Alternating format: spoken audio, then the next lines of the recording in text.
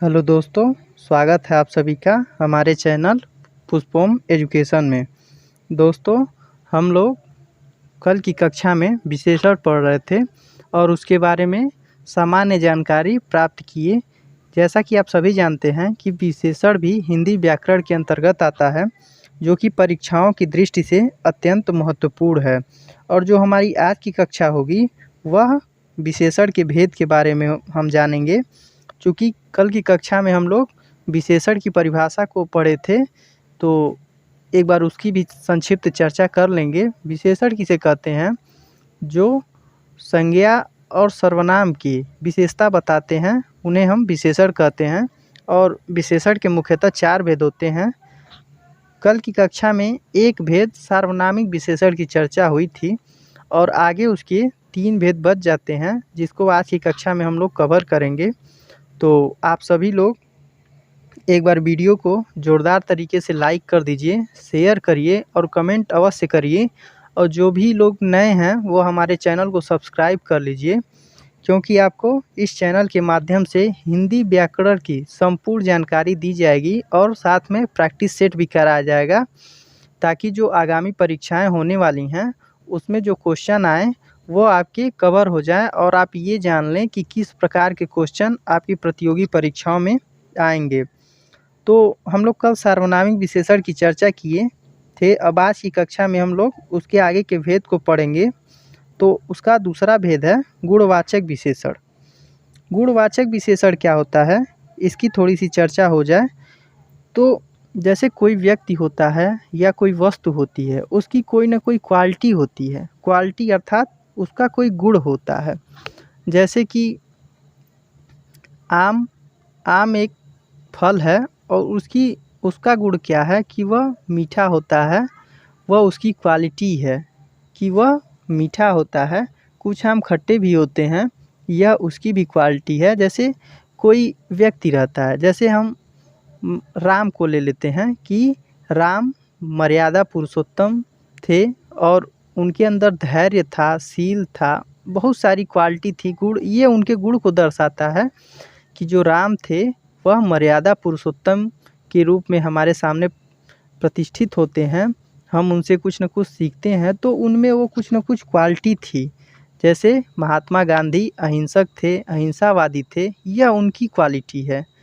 सुभाष चंद्र बोस आज़ाद हिंद फौज की स्थापना किए, यह उनकी क्वालिटी है। तो ऐसे ही प्रत्येक मनुष्य में कोई ना कोई क्वालिटी विद्यमान होती है। इसको थोड़ा सा हम ऊपर कर लेते हैं ताकि चीज़ अच्छे से देखिए और समझें। तो गुणवाचक विशेषण में क्या होता है, इसकी चर्चा हम करेंगे। तो गुणवाचक विशेषण हम शुरू करते हैं कि जो शब्द संज्ञा या सर्वनाम के गुण, दोष, दशा, अवस्था, रंग, आकार आदि का बोध कराते हैं, उन्हें गुणवाचक विशेषण कहते हैं। यहाँ पे सर्वनाम गलती से टाइप हो गया है, गुणवाचक विशेषण कहते हैं। परिभाषा आप लोग ध्यान में रखेंगे कि जो शब्द संज्ञा या सर्वनाम के गुण, दोष, दशा, अवस्था, रंग, आकार आदि का बोध कराते हैं, उन्हें गुणवाचक विशेषण कहते हैं। जैसे उदाहरण देखेंगे, यहाँ पे दिया है, यह इमारत बहुत लंबी है। शिवाजी बड़े वीर थे। यह गाय काली है। यहाँ पे दिया है, यह गाय काली है। तो यहाँ पे दिया है, यह इमारत बहुत लंबी है। तो परिभाषा हम पढ़ेंगे कि जो शब्द संज्ञा या सर्वनाम के गुण, दोष, दशा, अवस्था, रंग आदि, आकार आदि का बोध कराते हैं, उन्हें गुणवाचक विशेषण कहते हैं। तो यह इमारत, इमारत क्या है? एक संज्ञा है, बहुत लंबी है। और इसकी विशेषता क्या है कि यह बहुत लंबी है। इमारत का गुण क्या है? उसका आकार क्या है कि वह बहुत लंबी है। यहाँ पे दिया है आकार, इसको भी आप ध्यान में रखेंगे। फिर आगे दिया है कि शिवाजी बड़े वीर थे। तो इसमें जो शिवाजी हैं उनका गुण क्या है कि वह वीर थे। वह शिवाजी का गुण क्या है कि वह वीर थे। फिर यहाँ पे दिया है यह गाय काली है, तो इसमें रंग की चर्चा हो रही है।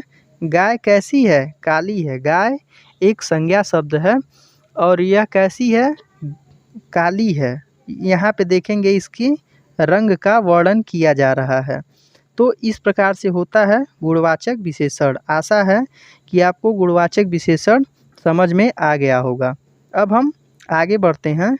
आगे इसका अगला भेद आता है संख्यावाचक विशेषण। अगला भेद जो है वह है संख्यावाचक विशेषण। इसकी परिभाषा इस प्रकार है कि जिन शब्दों से किसी संज्ञा या सर्वनाम की संख्यावाचक विशेषण है, तो इसमें संख्या पर ध्यान केंद्रित करेंगे कि जिन शब्दों से किसी संज्ञा या सर्वनाम की संख्या का बोध होता है उन्हें संख्यावाचक विशेषण कहते हैं। जिन शब्दों से किसी संज्ञा या सर्वनाम की संख्या का बोध होता है उन्हें संख्यावाचक विशेषण कहते हैं। जैसे उदाहरण में देखेंगे, मोहिनी के पास 7 पेन है। अमन 5वीं कक्षा में पढ़ता है। यह 2 उदाहरण हैं संख्यावाचक के। तो मोहिनी यह क्या है? संज्ञा है। 7 यह क्या है? संख्यावाचक है। तो जिन शब्दों से संज्ञा या सर्वनाम की संख्या का बोध होता है, तो मोहिनी एक संज्ञा शब्द है और इसमें परिभाषा है कि जिन शब्दों से किसी संज्ञा या सर्वनाम की संख्या, तो यहाँ संज्ञा की संख्या का बोध हो रहा है कि मोहिनी के पास 7 पेन हैं, तो यह क्या है? यह संख्यावाचक विशेषण है। फिर अगला है अमन। अमन भी क्या है? एक संज्ञा है। 5वीं कक्षा में पढ़ता है। 5वीं यहाँ पे आप देखेंगे कि संख्यावाचक शब्द का प्रयोग किया गया है, तो ये भी क्या हो जाएगा? संख्यावाचक विशेषण के अंतर्गत आ जाएगा। अब क्या कह रहा है कि यह 2 प्रकार के होते हैं। संख्यावाचक विशेषण 2 प्रकार के होते हैं। देख लेंगे कि यह 2 प्रकार कौन कौन से हैं और इसके बारे में भी जानेंगे। एक बार पुनः इसकी परिभाषा को हम लोग पढ़ लेते हैं कि जिन शब्दों से किसी संज्ञा या सर्वनाम की संख्या का बोध होता है उन्हें संख्यावाचक विशेषण कहते हैं। जैसे आप लोग देखे हैं, मोहिनी के पास 7 पेन है, तो 7 जो है 7 यह एक संख्यावाचक विशेषण है।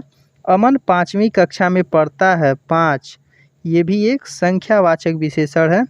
तो इसी प्रकार से संख्यावाचक विशेषण के उदाहरण आते हैं। आप लोग परीक्षाओं में बिल्कुल भी कंफ्यूज नहीं होंगे। आगे बढ़ते हैं कि यह 2 प्रकार के होते हैं। संख्यावाचक भी 2 प्रकार के होते हैं। देखेंगे पहला कौन सा है?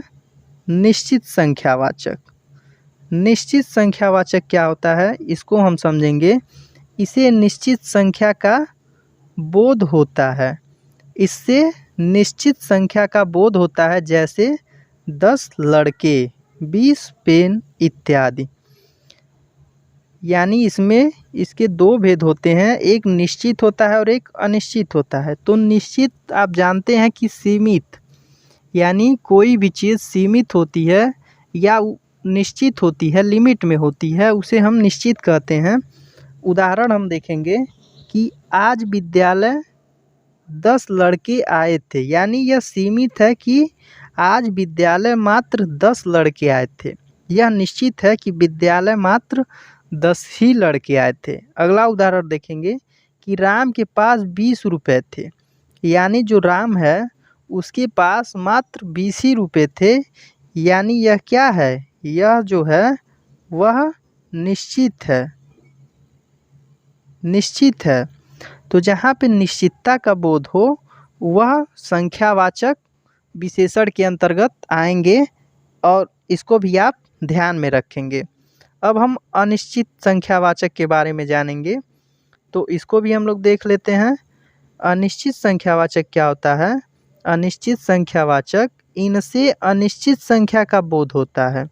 जैसे कुछ, करीब, लगभग। यानी जहाँ पे अनिश्चित संख्या हो, हमें पता न हो, और इसकी पहचान क्या होती है कि जहाँ कुछ आ जाए, करीब आ जाए, लगभग आ जाए, इत्यादि ऐसे शब्द आ जाएं, वहाँ पे क्या होता है, वहाँ पे अनिश्चित संख्यावाचक होता है। फिर इसका अगला और अंतिम भेद आता है परिणाम बोधक विशेषण। परिणाम बोधक विशेषण, यह इसका किसका, विशेषण का यह अंतिम भेद है कि परिणाम बोधक विशेषण किसे कहते हैं। तो एक बार इसकी परिभाषा पढ़ लेते हैं। जिन शब्दों से संज्ञा अथवा सर्वनाम के परिणाम का बोध हो उसे परिणाम बोधक विशेषण कहते हैं। परिणाम से क्या तात्पर्य है कि जिसमें नाप तोल की बात की जाए वही क्या है, परिणाम। तो इसे हम क्या कहते हैं, परिणाम बोधक विशेषण कहते हैं। जैसे राम ने मुझे 2 किलो सेब दिए। एक चीज़ और ध्यान देंगे कि इसमें भी निश्चित और अनिश्चित होता है, क्योंकि यहाँ भी संख्या की बात की जा रही है, तो इसमें भी एक निश्चित और अनिश्चित संख्या की बात होगी। तो इसको भी आप देखेंगे। यहाँ पे आप देखेंगे पहले हम निश्चित की बात करते हैं। तो राम ने मुझे 2 किलो सेब दिए, यानी संख्या पता है कि राम ने मुझे 2 ही किलो सेब दिए, यह निश्चित है। 2 किलो आटा लाओ। मान लीजिए आपके घर मम्मी ने कहा कि आज 2 किलो आटा लेके आ जाओ, तो सीमित है, मात्रा जो है वह सीमित है कि 2 ही किलो आटा लेके आना है। तो इस प्रकार से होता है परिणाम बोधक विशेषण। अगला हम देखेंगे, अगला है कि ये तो निश्चित था, अब अनिश्चित वाला हम देखेंगे। गड्ढे में थोड़ा पानी जमा है। गड्ढे में थोड़ा पानी जमा है, यानी यह अनिश्चित है। पानी को कैसे नापा जा सकता है, यानी गड्ढे में थोड़ा पानी जमा है, इसमें यह अनिश्चित है। आकाश में कितने तारे हैं, तो आकाश में कितने तारे हैं कोई गिन पाया है, तो ये भी क्या है, ये भी अनिश्चित है। तो ये दोनों थे अनिश्चित के भेद, ये दोनों परिणाम बोधक विशेषण के भेद थे। तो यहाँ पर जो विशेषण से जुड़ी जानकारी थी और विशेषण के भेद से जुड़ी जो जानकारी थी वह आपको इस कक्षा में बता दी गई है। कल की कक्षा में हम लोग देखेंगे, यदि कुछ महत्वपूर्ण जानकारी होगी इससे तो उसको आपको अगली कक्षा में बता दिया जाएगा, अन्यथा अगली कक्षा में प्रैक्टिस सेट के साथ आप सभी के समक्ष प्रस्तुत होंगे। आज की कक्षा में इतना ही, तब तक आप इस टॉपिक को आप लोग तैयार कर लीजिए। और यहाँ पे आप लोग एक चीज़ ध्यान देंगे कि यहाँ पे जितने भी चीज़ जितनी भी बातें हो रही हैं वह संज्ञा या सर्वनाम के बारे में ही हो रही हैं, वह दोनों संज्ञा या सर्वनाम के ही बारे में हो रही हैं। तो आप संज्ञा और सर्वनाम को बहुत ही बारीकी से तैयार करेंगे, क्योंकि परीक्षाओं में निश्चित रूप से प्रश्न पूछता है। तो आज की कक्षा यहीं पे समाप्त होती है। वीडियो को लाइक करिए, शेयर करिए, कमेंट करिए। फिर हम अगली कक्षा में मिलते हैं, तब तक के लिए धन्यवाद।